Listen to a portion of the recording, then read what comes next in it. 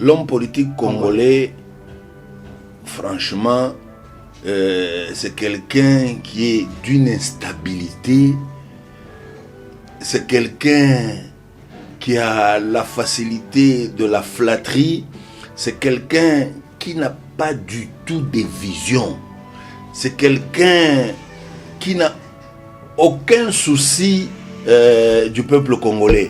Ils ont essayé de comprendre les hommes politiques de l'époque. Ils se sont rendus compte que Lumumba, c'était quelqu'un qui était très en avance par rapport à d'autres personnalités. Il avait une forte personnalité, une intelligence, il avait une certaine clairvoyance.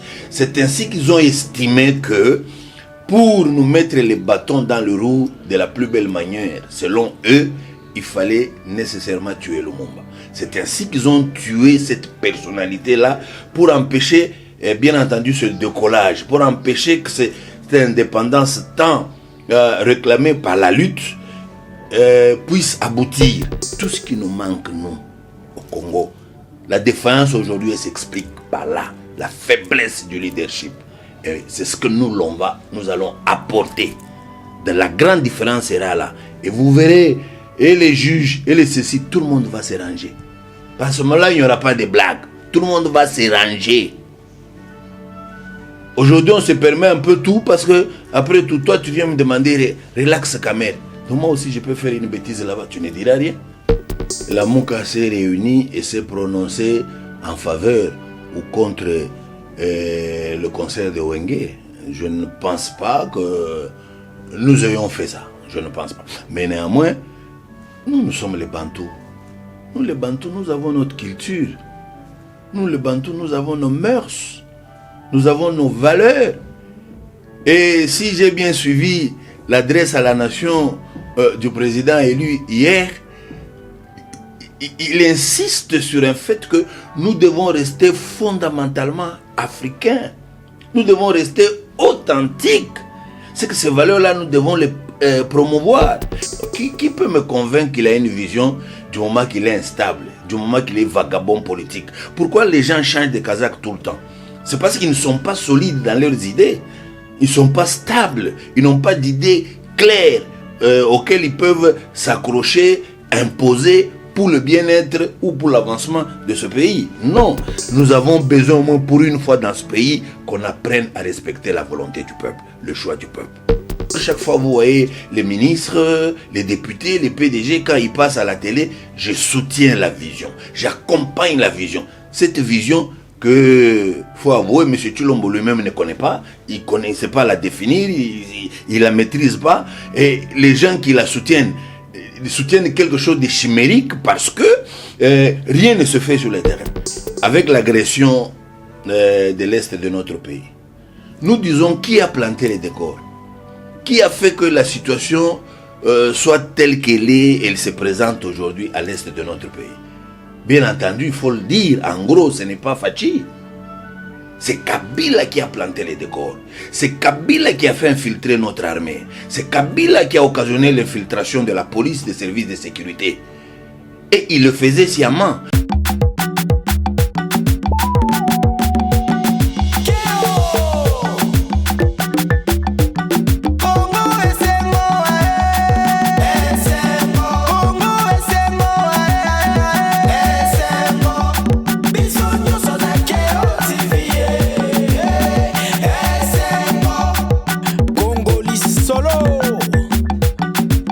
Merci beaucoup à vous tous de suivre cette émission, une émission qui est toujours présentée par votre humble serviteur Dan Mosengo, autrement dit le cardinal de la presse. Dans le souci de vous informer, je reçois pour vous un invité tellement spécial. Avec lui, nous allons décortiquer l'actualité politique de la République démocratique du Congo. Je vous dis à vous tous bonjour et bonsoir à vous. Ça dépend de l'heure que vous nous suivez.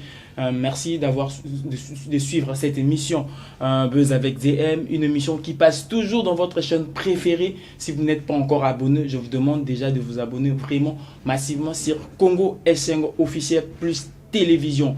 Besoin d'être informé, la seule chaîne pour l'information vraie et fiable, c'est cette chaîne Congo S5 officiel TV.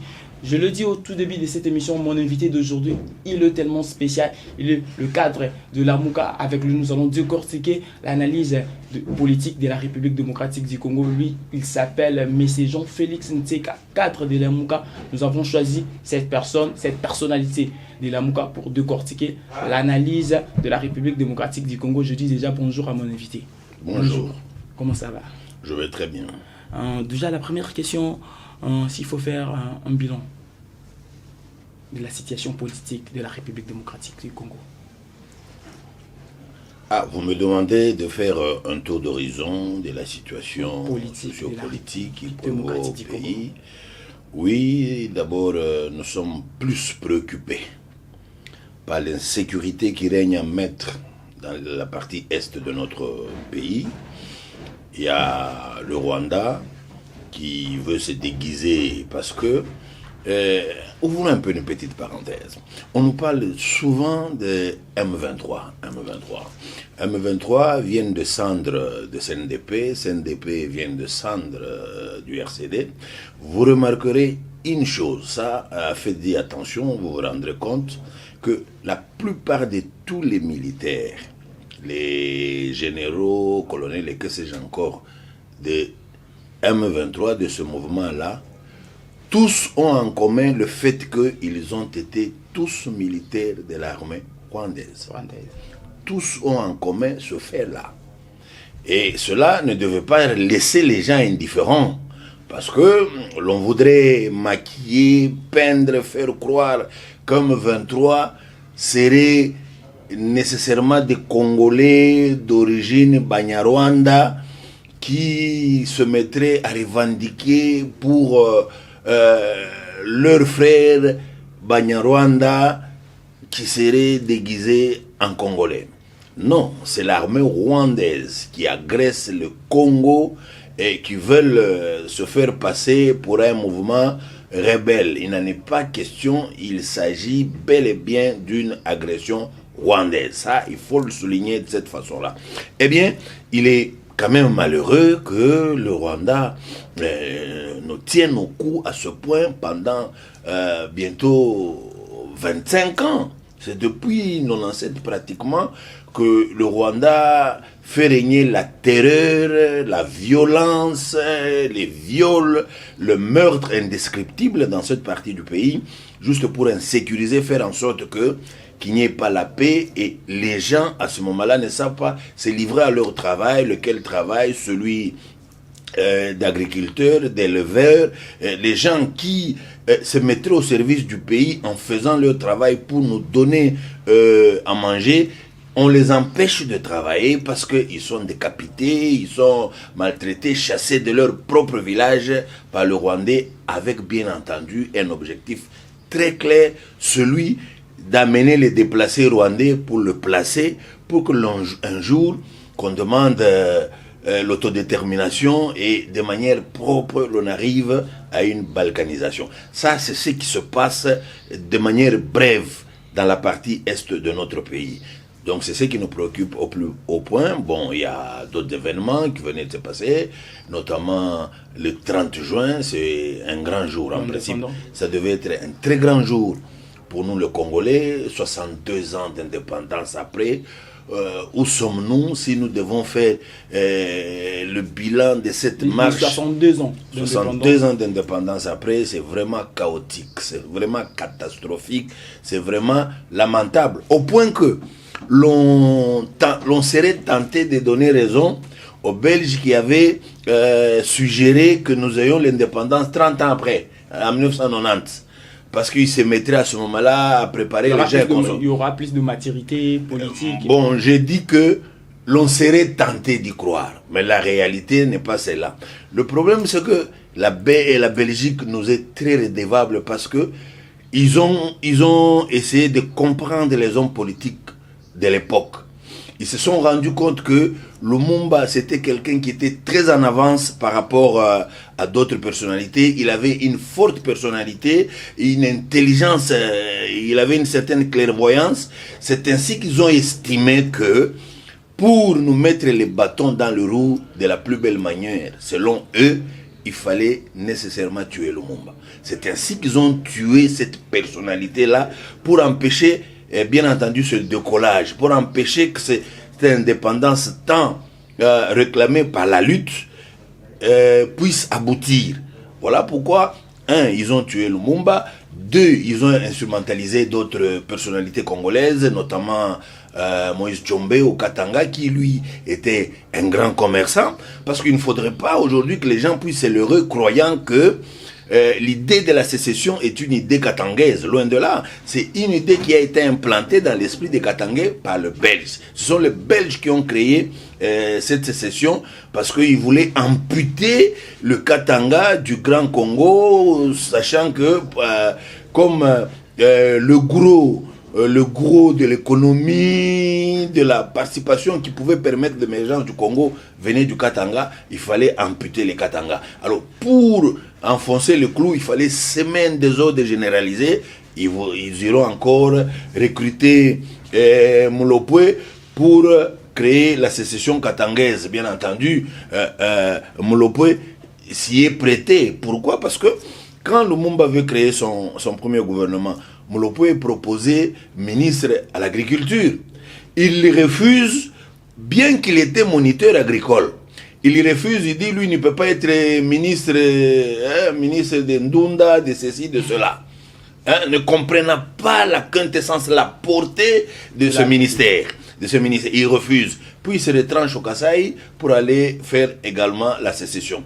Voilà des choses qui ont marqué cette période. Donc, n'eût été l'assassinat de Lumumba, certainement nous aurions pu décoller aujourd'hui, on serait en avance. Maintenant, le grand problème qui se pose aujourd'hui, c'est celui de la classe politique congolaise actuelle. C'est une question que je voulais même poser. S'il faut définir l'homme politique congolais, la définition de l'homme politique congolais, votre définition. L'homme politique congolais, franchement, c'est quelqu'un qui est d'une instabilité, c'est quelqu'un qui a la facilité de la flatterie, c'est quelqu'un qui n'a pas du tout de vision, c'est quelqu'un qui n'a aucun souci du peuple congolais, c'est quelqu'un qui ne se veut pas un serviteur de la République, par contre quelqu'un qui prend la politique comme un tremplin pour être servi. Dans la plupart des cas, c'est ça le politicien congolais. Et c'est ça le malheur du Congo. Vous verrez que les gens peuvent dire, non, moi j'ai une vision. Qui peut me convaincre qu'il a une vision du moment qu'il est instable, du moment qu'il est vagabond politique? Pourquoi les gens changent de Kazakh tout le temps? C'est parce qu'ils ne sont pas solides dans leurs idées. Ils ne sont pas stables. Ils n'ont pas d'idées claires auxquelles ils peuvent s'accrocher, imposer pour le bien-être ou pour l'avancement de ce pays. Non, c'est pourquoi ils sont là jouant au corbeau et renard. Ils cherchent toujours à se retrouver quelque part, à avoir le pouvoir, même le pouvoir pour le pouvoir. Le Congolais, ce qui lui importe, c'est d'avoir un poste. Même s'il n'a pas de pouvoir, mais pourvu qu'il ait un poste, on l'appelle excellence, il peut mettre la main dans la caisse de l'État. Voilà, en gros, l'homme politique congolais, ce qui fait que nous pataugeons, ce qui fait que nous continuons à faire du surplace. Il faut un sursaut aujourd'hui. Il faut qu'il y ait des hommes qui ont un leadership averti, un leadership avisé, c'est-à-dire des gens qui ont une vision claire de ce qu'ils veulent. Pas des gens qui tâtonnent, pas des gens qui arrivent à un poste qui ne savent par où commencer. Non, nous avons eu cette expérience avec, bien entendu, le maréchal Mobutu, quand lui-même explique, il dit, eh bien, quand j'accède au poste de président de la République, je ne savais pas quoi faire, je ne savais pas ce qu'il fallait faire. Alors, j'ai passé mon temps au bureau à tournoyer sur la chaise. Au fil du temps, il a commencé à acquérir un peu de la maturité, de la sagesse, et il a commencé à travailler. Aujourd'hui, nous devions être préparés. Et il y a un grand nombre de dossiers, sachant qu'une fois là-bas, voilà ce que moi, je peux faire. Malheureusement, le Congolais, ce qu'il importe, c'est le pouvoir. Parce qu'il est inadmissible, il est inconcevable de trouver quelqu'un qui était essentiellement, profondément mobutiste. De mobutiste, il passe à kabiliste. des kabylistes et il passe à tshisekidistes. Et il n'a pas honte. Il ne se gêne pas. Et il continue. Aujourd'hui, on n'arrive plus à comprendre les gens qui, à tour de rôle, chaque fois vous voyez les ministres, les députés, les PDG, quand ils passent à la télé, je soutiens la vision, j'accompagne la vision. Cette vision que, faut avouer, M. Tshilombo lui-même ne connaît pas, il ne connaissait pas la définir, il la maîtrise pas, et les gens qui la soutiennent, ils soutiennent quelque chose de chimérique parce que rien ne se fait sur le terrain. On n'avance pas. Il y a beaucoup d'avancées. Selon le rapport financier, il y a beaucoup d'avancées du côté financier. Mais je crois que sur ce plan-là, il faut qu'on y revienne. Il y a des recettes qui sont augmentées, il y a beaucoup de choses qui se font. Comment dire que Tshisekedi n'a pas de vision, ni Tshisekedi machin. Là, c'est être aussi un peu méchant. Il faut en parler. Non, loin de là. Il ne faudrait pas que vous ayez l'habitude de taxer les gens de méchants, de haineux, parce qu'ils tiennent un langage ou des propos contraires à ceux de ceux qui sont au pouvoir. Non, non. Aujourd'hui, il est vrai, on a remarqué après un certain temps que les recettes ont augmenté. Les recettes qui ont augmenté, est-ce que c'est le fait du travail? Est-ce que c'est l'effort fourni par le gouvernement en place qui a fait que les recettes augmentent? C'est la question que l'on se poserait. Si on répond à cette question, oui, on dirait coup de chapeau. Si on dit non, c'est pas dû à ça. Il y a des effets collatéraux. Il y a des effets collatéraux, notamment avec le code minier aujourd'hui.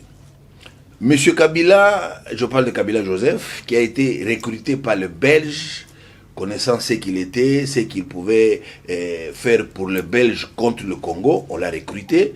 Monsieur Kabila étant là-bas, vous vous rappellerez à l'époque, monsieur Louis Michel avait dit, ce que Kabila nous a donné dépasse de loin ce que Mobutu nous a donné en 32 ans. Vous vous souviendrez, ce n'est un secret pour personne. Alors, à un moment donné, quand les Occidentaux et Kabila ont commencé à se brouiller, quand Kabila s'est tourné vers la Chine pour faire les affaires, et il a privé la manne aux Occidentaux. Et quand il s'est brouillé, quand les Occidentaux se sont dit, alors dans ces conditions, il ne faudrait pas que Kabila revienne. Et Kabila, se voyant partant, lui aussi fait un coup aux Occidentaux, lequel coup, il change le code minier. Le code minier que Kabila a changé, il était entendu que 3 ans après sa mise en application, maintenant, tous les entrepreneurs, toutes les entreprises minières devaient commencer à payer des redevances au Congo de l'ordre de 3%, si j'ai bonne mémoire, et ils vont commencer à rapatrier les devises dans les banques congolaises, ce qui fait qu'on a maintenant beaucoup de devises. C'est ce qui explique cette augmentation des recettes. C'est-à-dire, ce sont d'abord les gens eux-mêmes, les entrepreneurs, qui eux-mêmes déclarent que nous avons produit autant, nous estimons que dans la caisse de l'État, nous pouvons reverser autant. C'est pas l'effort du pouvoir en place. C'est pas le gouvernement qui a travaillé, qui a fait que les choses soient telles quelles. Non, c'est le code minier qui conditionne les miniers à payer ces redevances. C'est pourquoi vous remarquez cette augmentation. C'est pourquoi j'ai dit ce n'est pas l'œuvre de M. Tshilombo pour qu'il puisse s'en féliciter. Mais seulement il y a un concours de circonstances qui fait que pendant son temps, qui est une telle manne, mais maintenant, comment la manne est orientée? Ça, c'est la question. Une question. Comment vous pouvez dire que l'os de recettes n'est pas attribué au gouvernement, mais lorsqu'il y a de mauvaises choses, vous le mettez sur le dos de Tshisekedi. Et lorsqu'il y a de bonnes choses, vous vous dites que c'est Kabila. C'est des choses contraires. Loin de là. Il n'y a rien de contraire. Tout est lié à l'action posée par le pouvoir. Admettons aujourd'hui, bon ok, d'ailleurs, nous allons trouver un bon exemple. Avec l'agression de l'Est de notre pays, nous disons qui a planté les décors? Qui a fait que la situation soit telle qu'elle est, elle se présente aujourd'hui à l'Est de notre pays? Bien entendu, il faut le dire, en gros, ce n'est pas Fachi. C'est Kabila qui a planté les décors. C'est Kabila qui a fait infiltrer notre armée. C'est Kabila qui a occasionné l'infiltration de la police, des services de sécurité. Et il le faisait sciemment. Je me rappelle, en son temps, je fais une émission au cours de laquelle j'ai dit, il est inadmissible. Comment vous prenez quelqu'un comme Koundabatouare, Koundabatouare, qui lui était, c'est pas, un adjudant dans l'armée rwandaise, vous en faites un général congolais. Comment expliquer? Mende fera une émission où il répliquera au nom de la paix. C'est pourquoi cet acte a été posé. Donc, quand on pose des actes, il faut peser les pour et le contre. Il faut peser les pour et le contre. Quand on faisait ça, est-ce qu'on ne connaissait pas l'idée qui habitait les Koundabatouare? On savait très bien qu'est-ce que Koundabatouare poursuivait. Parce qu'aujourd'hui, comment vous pouvez expliquer aux jeunes que les M23, ce sont des Congolais qui prennent des armes pendant plus de 25 ans pour réclamer quoi? Pour réclamer quoi dans leur pays? Vous prenez des armes plus de 25 ans pour réclamer quoi? Ça ne s'explique pas. Ce sont des Rwandais qui sont en train de travailler pour l'accomplissement de leur rêve, lequel rêve balkaniser le Congo, prendre une partie riche de l'est du pays et commencer à vendre. Aujourd'hui, le Rwanda passe pour le premier pays producteur du monde de l'or, du coltan. Pourtant, il n'y a pas un seul grain d'or ni de coltan au Rwanda. Donc, tout ce qu'il y a comme trouble là-bas, c'est instrumentalisé par le Rwanda pour voler, piller et aller vendre au compte du Rwanda. Donc, alors, je me demandais comment M. Kabila pouvait en son temps accepter de prendre ces Rwandais en faire des généraux congolais. C'est eux aujourd'hui qui sont des traîtres, c'est eux aujourd'hui qui sont ces insectes qui détruisent l'haricot armée congolaise de l'intérieur, c'est eux. Quand aujourd'hui on dit il y a trahison toujours au champ, il y a trahison au champ, qui trahissent? C'est eux. Mais maintenant, ce que l'on peut reprocher peut-être à Fachi, tu viens, tu trouves la situation, ce n'est pas que tu trouves la situation, parce qu'il faut dire d'abord une chose, quand quelqu'un dit que moi je veux devenir un candidat président, je veux devenir président de la RDC. Ça veut dire ce monsieur s'est assis, il a étudié, il a compris, il a examiné la situation, il a compris quels sont les problèmes qui se posent réellement au Congo. Et après avoir réfléchi, il dit quelles sont les pistes de solutions que je puisse apporter pour soulager tant soit peu la situation. C'est ainsi qu'on s'engage dans cette voie-là. On ne vient pas parachuter comme ça, président, on ne connaît rien, on commence à tout apprendre. Non. Eh bien, monsieur Tshilombo, connaissant tout ça, quand il arrive aux affaires, monsieur Tshilombo commence par commettre des erreurs du genre, il dédouane le Rwanda.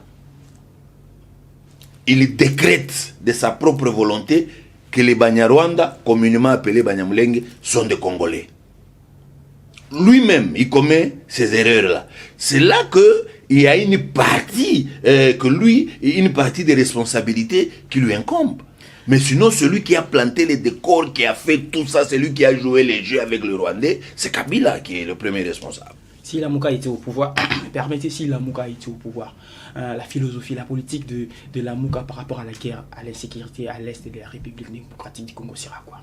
Oui, il est vrai, si Lamuka était au pouvoir, on dit la première des choses, la première préoccupation, il faut arrêter l'insécurité à l'est. Comment?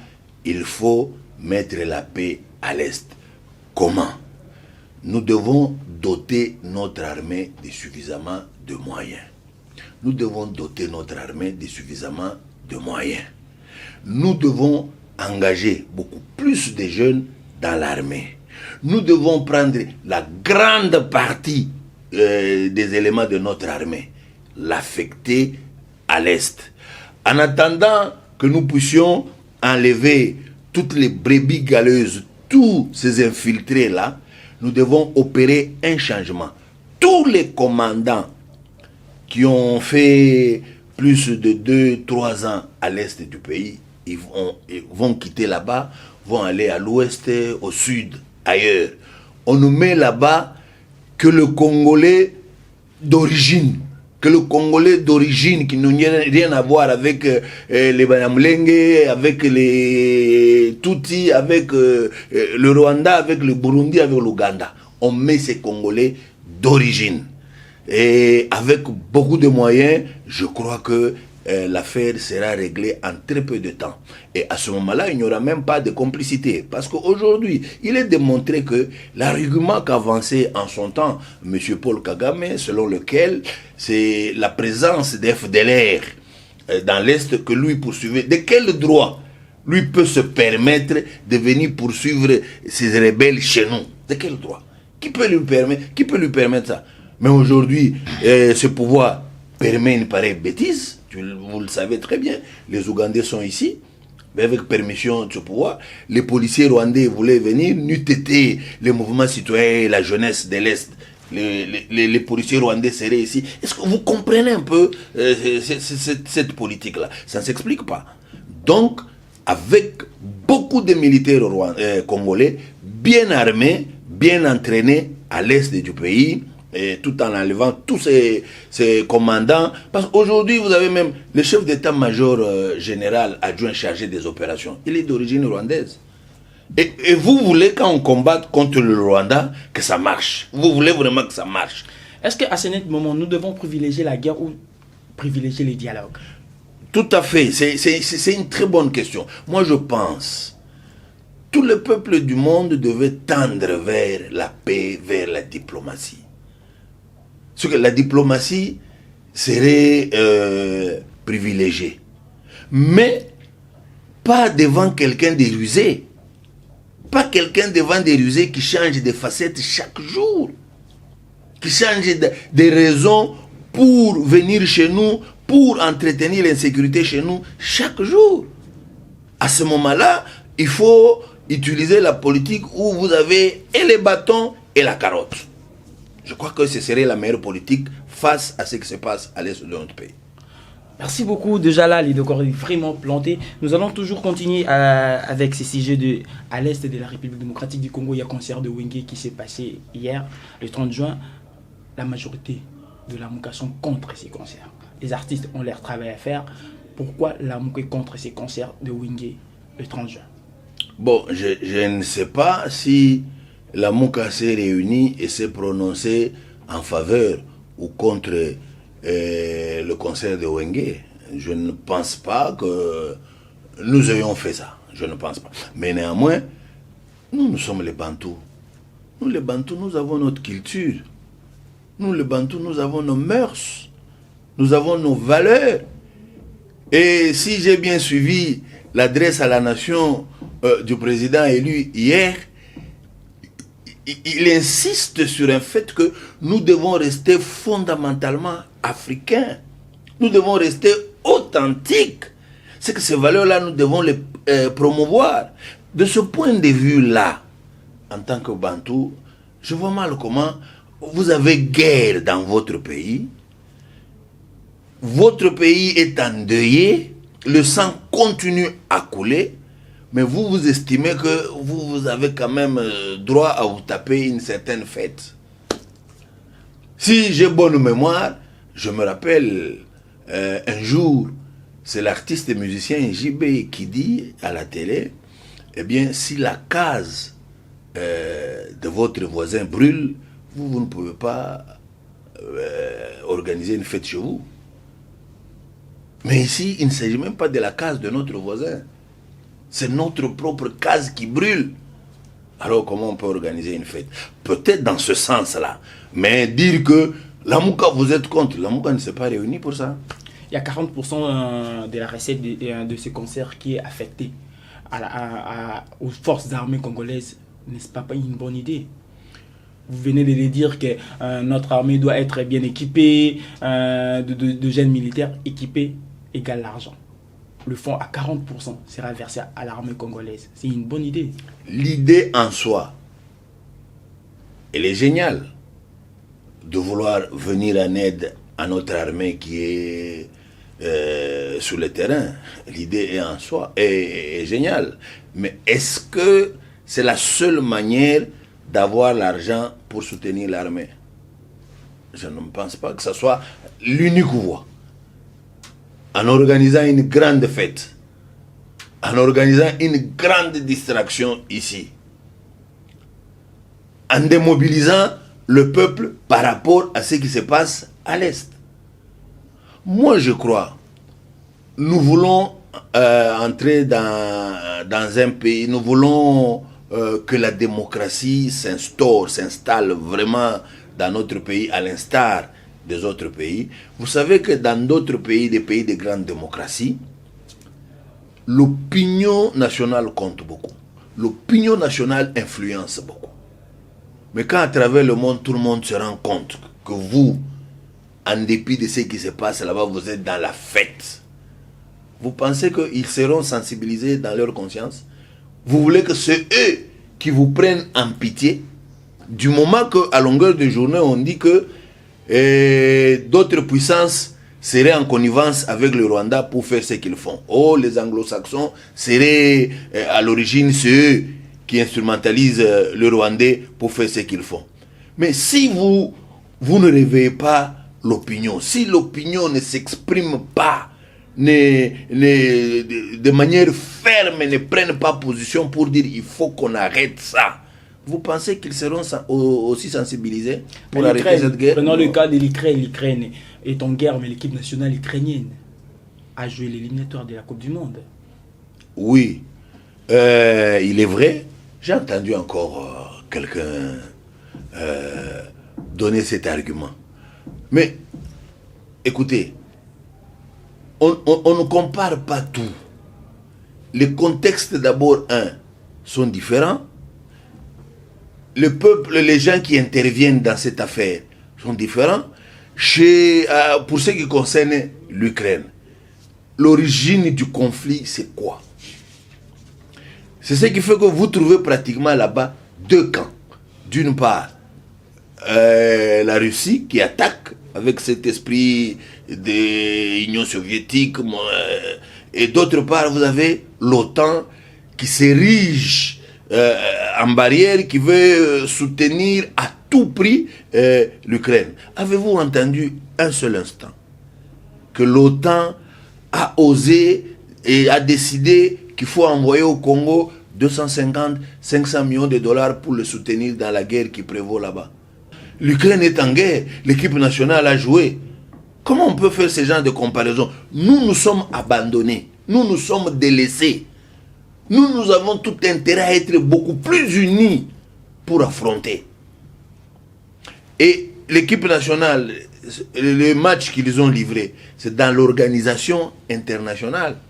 Le concert de Wenge, c'est dans l'organisation internationale que ce concert se produit. Alors comment on veut comparer des choses?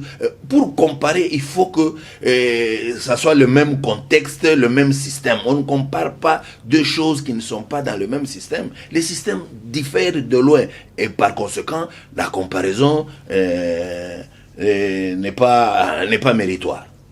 Merci beaucoup. Je sais que vous êtes informé, l'ambassadeur rwandais n'est plus en République démocratique du Congo. Quelle lecture diplomatique?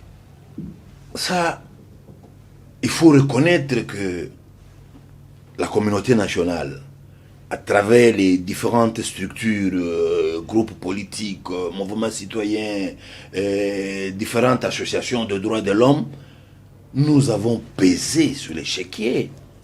Nous avons pesé de tout notre poids parce que nous estimions qu'il était anormal que le Rwanda nous agresse, que cet ambassadeur continue à rester ici, cet ambassadeur qui, du reste, par le passé, nous a nargué de plusieurs et une manières.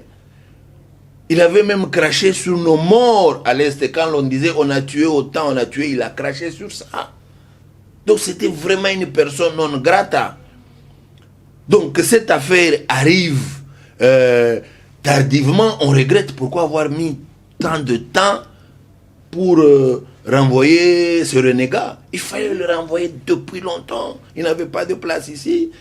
Vous vous souviendrez, ce monsieur avait été nommé ambassadeur en Afrique du Sud.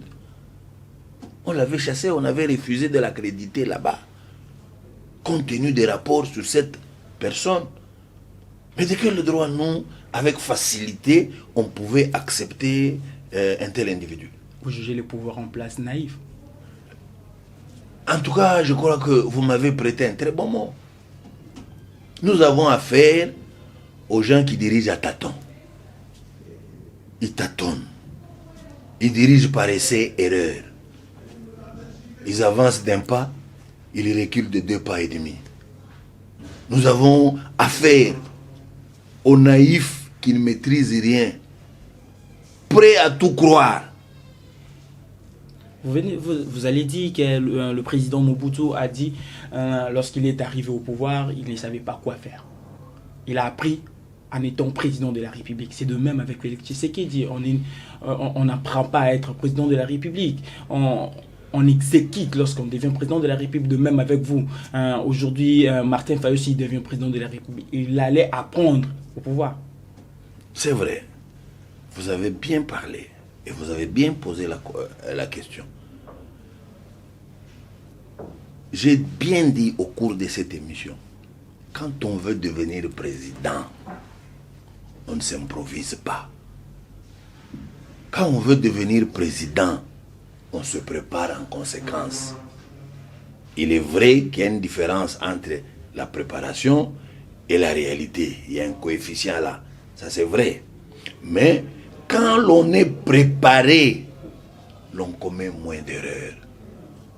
Et d'ailleurs, pour ce qui concerne ce pouvoir, vous vous souviendrez, M. Tshilombo, après avoir prêté serment, qu'est-ce qu'il a dit? C'est Kabila qui devrait être son meilleur conseiller, parce que c'est lui seul qui a l'expérience de ce que c'est la présidence, pour avoir exercé pendant 18 ans. Lui et Kabila, c'était à un moment donné comme des jumeaux. Comme des jumeaux. Pourquoi n'a-t-il pas appris des choses pour faire en sorte que certaines erreurs qu'il commettent, qu'il ne le commettent pas? Non. Il s'est improvisé. Il ne s'est pas préparé. Il ne savait pas à quoi il s'engageait. Il est venu tout découvrir. Et malheureusement, il a préféré fermer les oreilles. Ne faire que ce que son moi lui dictait. Qui malheureusement, n'ayant rien côtoyé qui pouvait lui permettre de bien faire les choses, voilà pourquoi aujourd'hui nous piétinons. Merci beaucoup. Nous allons continuer toujours dans cette émission. Nous allons parler de la libération de Vital Kamerhe. Vital Kamerhe acquitté par la justice congolaise. Votre analyse? Oui, Vital acquitté. D'abord, ce n'est pas, l'on dirait de manière générale, ce n'est pas le fait d'avoir acquitté Kamerhe qui serait anormal. Ce n'est pas non plus le fait de l'avoir condamné qui serait une injustice. Mais le problème, avons-nous réellement la justice dans ce pays? Parce que la justice doit être les piliers, si l'on veut une véritable démocratie, si l'on veut un état de droit, les piliers de cela, c'est la justice. Est-ce que nous avons la justice dans ce pays? Est-ce que nous avons les hommes qui ont les tripes, qui ont la personnalité, qui ont les caractères pour dire le droit dans ce pays? Pour dire la justice dans ce pays? C'est pas facile. Est-ce que nous en avons? Moi, je pense que c'est pas facile. C'est par là qu'il faut commencer. C'est la première fois Ndir Kab, le directeur de cabinet du président de la République, être condamné. On a vu deux ministres aller à Makala. Il y a des avancées. Ah, papa. Je peux aussi raisonner autrement. Kamerhe pouvait être condamné parce qu'il était infusible. Kamerhe pouvait être condamné, ou Kamerhe a été condamné parce que c'était la mafia sicilienne. Vous connaissez l'histoire de la mafia sicilienne. Masta, Bakangiyo, yo kotanga motute. Yo protéger biso nyonso kota kuna me biso totika libanda toko bunda toko sala tout pour te libérer yo kuna. Mais c'est ce qui a été fait. Et comment ça va étonner quelqu'un? Tout remonte. Parce que vous m'avez arrêté dans ma réflexion. Tout remonte de l'interview de M. Tshilombo avec Christian Lusakweno et la dame là de RTNC à Goma. Tout remonte de là. Quand M. Tshilombo déjà la justice est dite en son nom. Quand on est chef de l'État, c'est en ton nom qu'on prononce les jugements, qu'on prend ses arrêts en ton nom. En son nom, on avait déjà condamné Kamel. Mais lui, personnellement, il dit non. C'est un homme sérieux. C'est un homme bien. Avec beaucoup de valeurs. Qui doit contribuer à ce pays. Il a un rôle à jouer. Et tout est parti de sa déclaration-là. La justice a été instrumentalisée.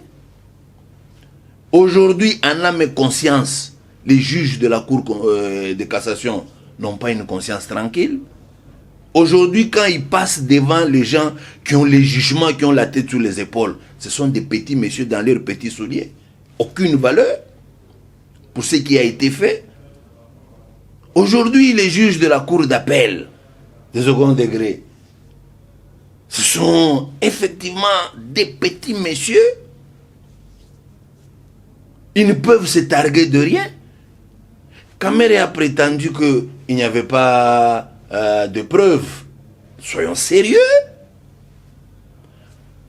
Moi, je ne suis pas juriste, je n'ai pas fait le droit. Et moi, je n'ai pas toujours une connaissance livresque. J'aime en toute indépendance réfléchir moi-même. Moi, je me pose la question. Est-ce que le droit, quand il a été initié, quand on a commencé le droit, on l'a commencé, quand on a commencé le droit, c'est sur base de la réflexion. C'est sur base de la logique. Vous verrez que c'est les syllogismes qui est plus utilisé en droit pour démontrer de la fausseté ou de la véracité d'une chose. Mais aujourd'hui, avec nos juges, pince sans rire, facilement ils vous disent non, preuve pour eux, il n'y a que des preuves matérielles. Donc il n'y a pas une démonstration dialectique, il n'y a pas une démonstration cartésienne, il n'y a pas une démonstration rationnelle qui vous amène tous à comprendre que, au fait, ceci s'est passé de cette manière. Il n'y en a pas. Pourtant, c'est avec ça que le droit a été construit. On est en train de détruire les choses et la jeunesse gobe comme ça, accepte comme ça. Donc la démonstration a bien été établie. Vous imaginez, parce que pour ceux qu'Ansone Kamere, on voulait le condamner pour 57 ou 66 millions de dollars seulement. Mais c'est 660 millions de dollars qui avaient été débloqués. Aujourd'hui... Par base de quoi vous dites ces chiffres-là? Sur base de quoi? C'est vérifiable. Je ne dis pas des choses en l'air. De la Banque centrale est sorti 480 millions de dollars pour le projet 100 jours. Et les 180 autres qu'on a récupérés, qui étaient déjà dans les pipelines, effectivement pour ce genre de travaux. 660 millions de dollars qu'on a dû dilapider. Parce qu'on ne sait pas aujourd'hui démontrer à quoi on a affecté. Admettons qu'on ait fait seulement le saut de mouton. Un saut de mouton aurait coûté combien? 3,5, 3,7 millions de dollars. Fois 6. Vous êtes à combien? Pas plus de 22 millions de dollars. La loi de passation de marché chez nous dit que quand on s'accorde avec une entreprise pour qu'on lui donne le marché, cette entreprise elle-même doit être à mesure de débourser 30% pour commencer les travaux avant que le gouvernement ne sorte l'argent. Ça c'est un. Et le gouvernement ne sort pas le tout à la fois. Ça c'est deux. Mais pour ce qui concerne Jamal, cette société qui n'a été créée que dans 3 jours, qui n'avait rien comme capital, a reçu tous les 57 millions de dollars. Et vous dites que non, il n'y a pas de preuves. Cet agissement-là est normal. Cet agissement-là ne mérite pas la prison. Non, il ne faudrait pas que M. Kamel se joue de gens. Et pire encore, il va et dit, oh non, si la justice humaine est faillible, c'est vrai, elle est faillible. Mais il faut faire recours à la justice de Dieu. Maintenant, le Dieu de Kamel qui est intervenu dans cette affaire, c'est Chilombo. C'est Chilombo son Dieu. Parce que ce n'est pas le Dieu du ciel qui lui sait, qui lui parle à la conscience de Kamel que tu as volé. Et lui vient faire appel à Dieu. Quel Dieu? Vous nous dites aujourd'hui Vital devait rester en prison, selon votre vision. Selon l'analyse, celui qui ordonnançait que l'argent sorte, c'est lui.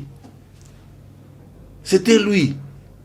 Bien que ce n'est pas lui qui devait faire ça. C'est déjà une entorse. C'est déjà une entorse. Le plan, le programme 100 jours, ce n'est pas un programme qui a été étudié, examiné, mis en place par le régime Chilombo. C'est par le régime PPRD. C'est le PPRD qui devait faire ça. Mais le ministre d'antan, vous prenez Bitakwira, vous prenez le ministre du budget Kangouja, ils avaient refusé d'octroyer ces marchés pour la construction de ces maisons préfabriquées. Ils disaient le Congo a tout ce qu'il faut pour construire des maisons durables. Comment nous allons dépenser autant d'argent pour aller donner? Maintenant, quand eux ils sont venus, il a récupéré, il a trouvé que c'était le moment où jamais, comme on est encore dans les désordres, de se taper l'argent. C'est pourquoi il a précipité les choses. Il ne faudrait pas comprendre les gens pour des imbéciles. S'il faut comparer la justice sous le régime de Kabila et la justice sous le régime de Tshisekedi. S'il faut comparer la justice aujourd'hui et hier, il n'y a rien qui a changé. Il n'y a pas d'avancée. Il n'y a rien qui a changé. On vous donne l'impression. Regarde, aujourd'hui, à un moment donné, on a failli convaincre tout le monde que l'IGF fait un très bon travail. Pourtant, l'IGF n'est qu'une police politique de M. Chilombo. C'est tout ce qu'il fait comme travail. C'est vrai, on vient, on enquête, tout ça, on trouve des défaillances. Hein, on trouve que non, il y a des choses qui ne s'expliquent pas. En principe, on devait vous amener à la justice pour que vous alliez éclairer la situation.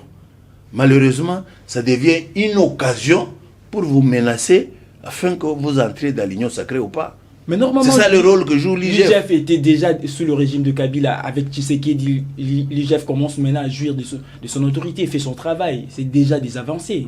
Par contre, il n'y a rien qui a changé, je me répète. C'est vrai. Le fait déjà l'IGF contrôle déjà, c'est déjà un pas vers l'avant. Depuis que l'IGF a commencé à contrôler, à maintes reprises, l'IGF a fustigé beaucoup de situations. Et ces gens-là ont été interpellés à la justice. Non. L'objectif de l'IGF ici, c'est vrai, l'IGF ne peut pas juger, n'a pas ce pouvoir-là. L'IGF n'est pas la justice. Mais l'objectif assigné à l'IGF, c'est que tout Congolais doit mettre dans sa tête pour comprendre ce qui se passe exactement. L'objectif assigné à l'IGF, c'est de faire effectivement ce contrôle, d'exhumer, de montrer certaines mafias, pour que ça devienne une occasion pour vous menacer afin que vous rejoigniez l'union sacrée. Sinon, on vous menace, on vous brandit la prison. Voilà ce qui se passe, c'est tout. Et c'est ce que vous applaudissez. Ça rapporte quoi au pays? Rien. Nous comprenons là où ça fuite. Nous comprenons que là, on a volé, là, on a fait ceci. Déjà, c'est beaucoup de choses par rapport à sous le régime de Kabila, il n'y avait pas ça. Oui, l'aspect positif que l'on peut tirer là-bas, c'est peut-être d'avoir, on dirait, documenté ça. D'avoir documenté que dans telle entreprise, il y a eu telle fuite, il y a eu cela. Oui. Aujourd'hui, l'IGF vient de nous démontrer combien à la Gécamine, on a volé, on a pillé à l'époque de Kabila. C'est vrai. S'il y avait la justice, qu'elle se charge du dossier? Ça, c'est un. S'il y avait la justice, qu'elle se charge du dossier. Ça, c'est un. Deux, parce que l'IGF peut fouiner partout. Qui nous disent comment a été géré l'argent projet 100 jours. L'IGF n'a jamais dit un mot. Qui nous disent comment l'argent projet Tchilégelou a été géré. Qui nous disent aujourd'hui il y a eu augmentation de recettes. Nous avions les budgets que nous avons.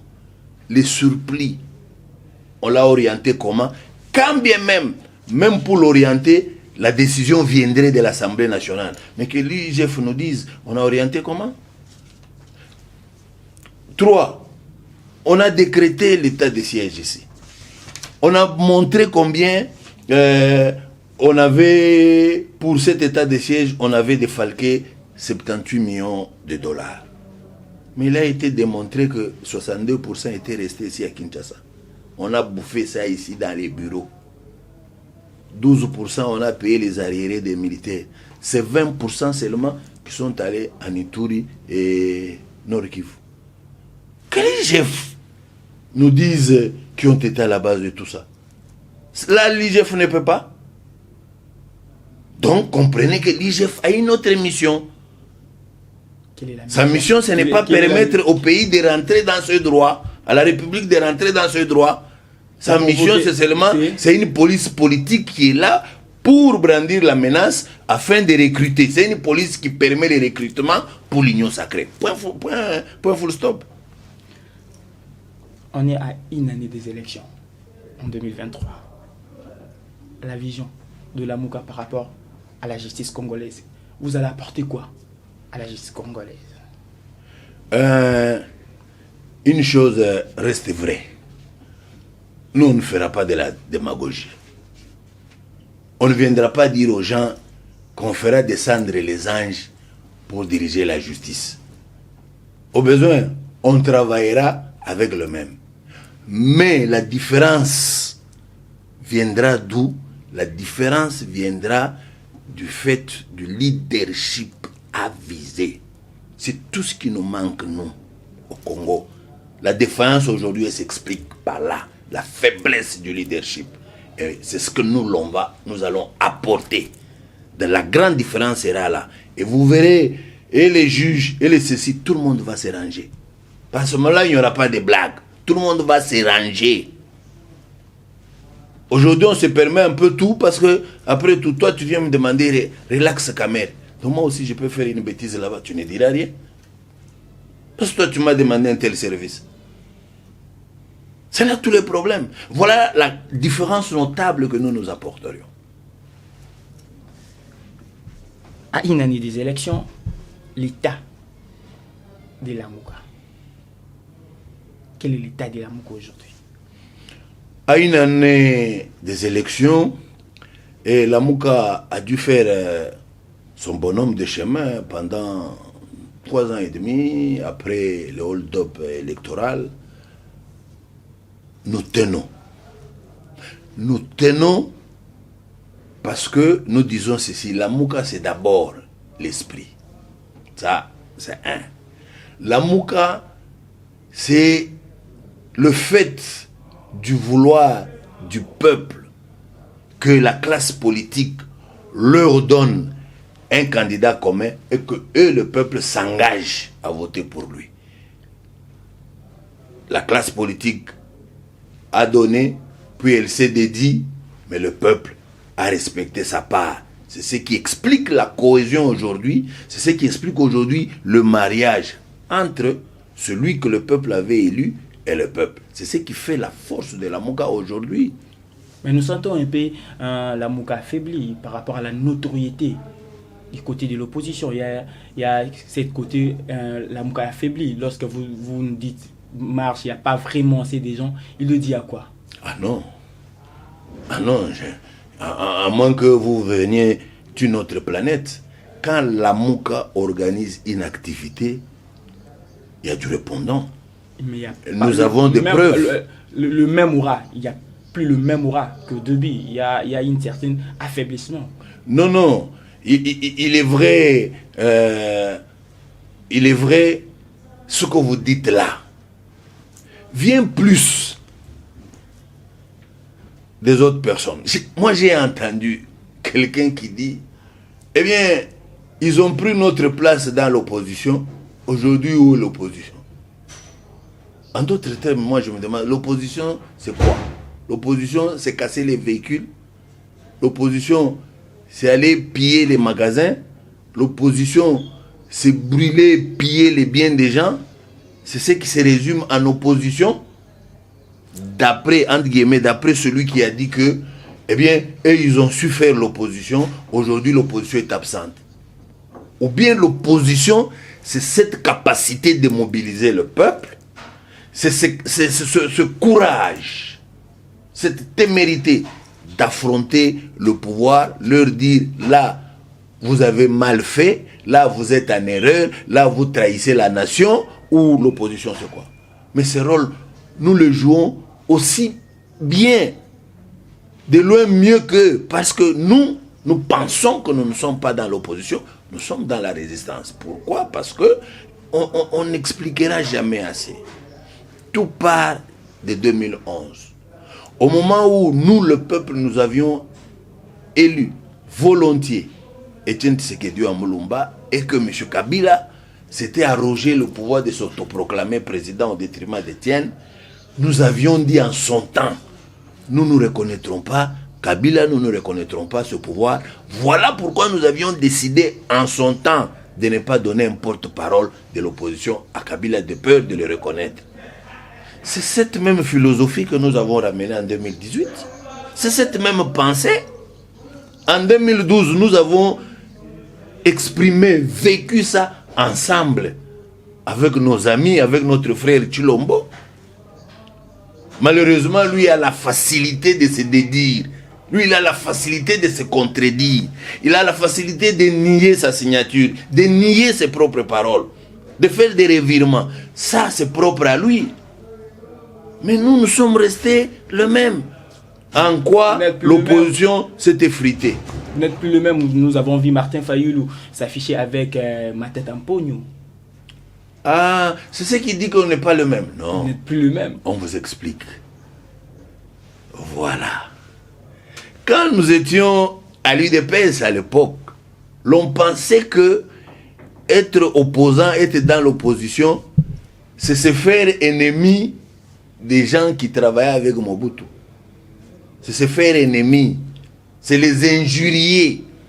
C'est parler du mal d'eux même faussement.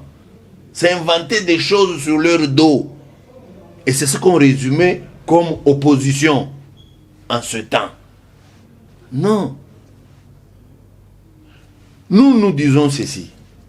Et pour la petite histoire. L'ancien premier ministre Matata Mponyo était membre du PPRD. Il a quitté le PPRD. Il a créé son propre parti. À l'issue de leur congrès, on l'a décrété candidat président aux élections présidentielles de 2023. À ce titre-là, il est venu voir Martin Fayulu, lui dire, voilà, j'ai mon parti, j'ai créé mon parti, ça c'est un. 2, j'ai aligné mon parti dans l'opposition. 3, comme je te trouve toi être les piliers, entre guillemets, d'après sa pensée, de l'opposition, c'est ainsi que je suis venu te voir. J'ai résumé tout ce qui s'est passé. De là, vous allez dire que non, vous êtes avec Matata. Et même alors, si réellement il entre dans l'opposition, c'est nous, la Mouka, qui donnons des certificats de l'opposition aux gens. Nous allons prendre le bic rouge et dire, toi, Matata, non. Entre nous, on nous jugerait comment, on nous trouverait comment. Très prétentieux. Donc, Matata fait son choix. Nous respectons son choix. Voilà ce qui s'est passé. En 2023, il y a élection. Comment préparez-vous les élections pour que l'échec de l'élection précédente n'arrive plus? Voilà, ça c'est une question fondamentale. Il y a des problèmes très sérieux qui se posent. Il y a des problèmes très sérieux et même nous, la Mouka, qui nous inquiète un peu.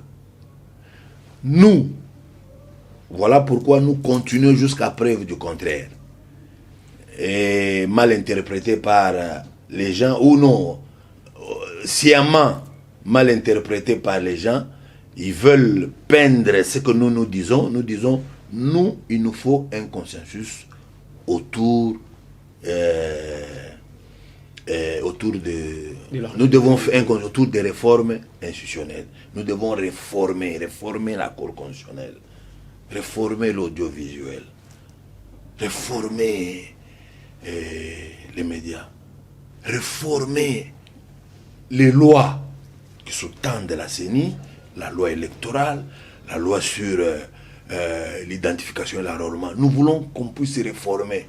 Mais comme nous n'avons pas la prétention d'être les seuls qui connaissent, voilà pourquoi nous voulons nous mettre ensemble avec nos frères pour échanger autour, prendre des choses de commun accord, de sorte que et nos frères et nous soyons tous apaisés, que nous allons à de bonnes élections. Malheureusement, nos frères ne veulent pas. Je vous donne un exemple qui est grave. Ils disent, comment les gens de la Mouka disent, il y a des institutions de la République. qui sont censés voter des lois, notamment le Parlement. Mais ils disent non, il faut qu'on se mette ensemble pour qu'on trouve un accord pour faire des lois et puis les faire avaliser par l'Assemblée. La Mouka a péché, la Mouka n'a pas la notion du sens de la République. C'est ce qu'ils disent. Mais regarde ce qui vient de se passer. On donne des propositions de loi à l'Assemblée nationale. Les députés nationaux disent non, nous voulons des lois pas transparentes. Pas de lois propres, des lois qui éclairent, des lois qui transcendent. Nous voulons des lois taillées sur mesure. Nous voulons des lois obscures. À l'exemple, pour ce qui concerne, nous avons dit il nous faut, quand on doit publier les résultats, il nous faut les résultats soient publiés bureau par bureau, circonscription par circonscription, ainsi de suite. Mais on commence bureau par bureau, ça c'est un. On les affiche, ça c'est 2. On les numérise, ça c'est 3. On le place dans le site de la CENI. Chacun, partout où il est, peut le consulter. Et cela fera que, quand quelqu'un sera élu, ça sera facilement vérifiable. Il n'y aura pas de discussion, ça va trancher tout. Les amis de l'Assemblée nationale disent non, nous pas cette loi-là. Nous ne voulons pas cette loi. Comme pour dire, avec cette loi, on va tricher comment? Avec cette loi, on va nommer les gens comment? Avec cette loi, nous allons tirer les choses de notre côté comment? Ils refusent. Vous comprenez pourquoi nous cherchons le consensus? Voilà tous les problèmes, voilà le combat que nous avons. Si ces réformes ne se font pas, la Mouka sera... Si ces réformes ne se font pas, il est vrai, nous n'allons pas boycotter les élections, mais il est d'autant vrai que nous n'allons pas donner un chèque en blanc à celui qui veut tricher pour être là. C'est-à-dire, nous allons former, créer, le travail s'est fait déjà, le peuple pour qu'il soit mobilisé de sorte que le jour quelqu'un s'autoproclame, le jour où on donne les faux résultats, ce jour-là, ça ne sera pas comme en 2018. Ça sera comment? Ça ne sera pas comme en 2018. Ça sera comment? Ça, il faut vous y attendre.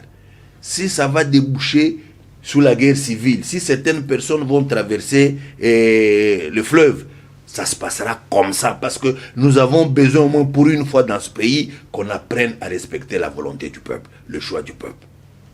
Merci beaucoup, nous sommes vraiment là, arrivés à la fin de cette émission. Je vous dis à vous tous, merci beaucoup d'avoir suivi cette émission. Je remercie mon équipe technique, Reddy Boteke, l'homme géant, l'excellence et qui produit l'excellence, c'est le king de la réalisation. Je le dis merci, et d'ici aussi merci à mon invité d'avoir répondu présent à cette émission.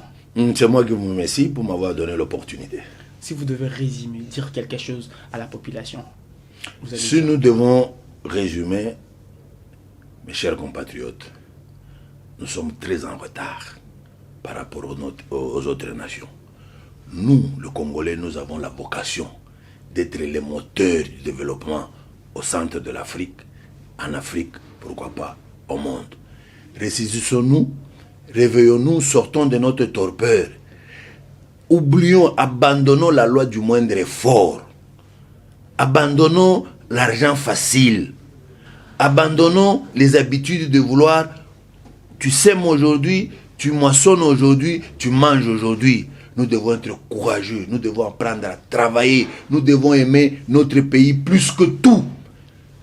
On aime d'abord Dieu, on aime notre pays et le reste après. On ne peut pas trahir notre pays.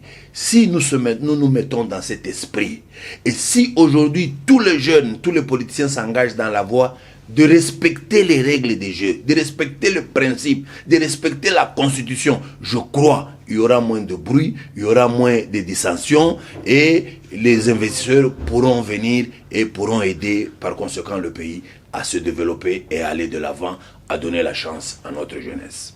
Merci beaucoup. Là, vraiment, nous sommes arrivés à la fin. C'était Dan Mosengo à la présentation. Toute l'équipe technique, merci beaucoup à vous tous. Nous sommes arrivés à la fin.